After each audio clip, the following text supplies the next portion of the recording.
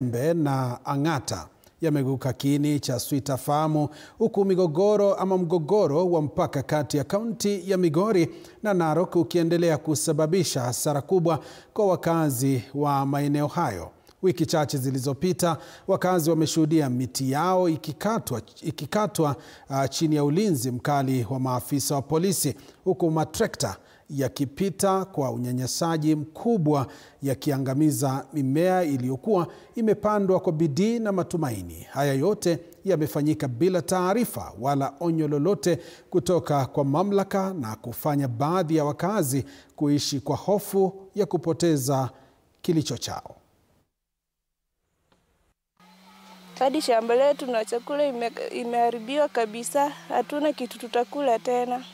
Na hapa ndo kama mimi nilizaliwa na ndo najua ndo nyumbani. Sasa sisi tunaambiwa si kwetu tena, tuhame. Sasa tunaomba serikali watusaidie, watuambie tutaenda kuishi wapi. Miaka mingi sana mimi niliolewa kuja hapa, nikakuta watu wanaishi hapa. Sasa ninakuja kuhamishwa, hata sijui sehemu nahamishwa niende na watoto. Hata nimeshindwa hata cha kuongea. Nimelia hata nimechoka. Hii mashamba tumeishi hapa nikiwa na barua ya kuthibitisha baba alinunua citizen ya Transmara. Hii miti yote imeangushwa, karibu eka 200 ya miti ni miti yangu ambao ilikuwa hapa.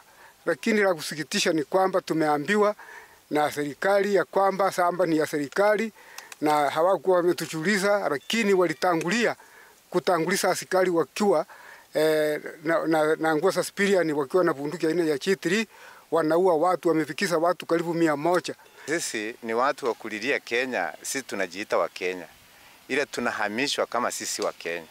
Kwa hivyo tulikuwa tunaomba nchi ya Kenya, kama inajua kwamba sisi Wairege tunajulikana Kenya, tuchukuliwe kama Kenya, tusihamishwe kama vitu ambaye haijulikani.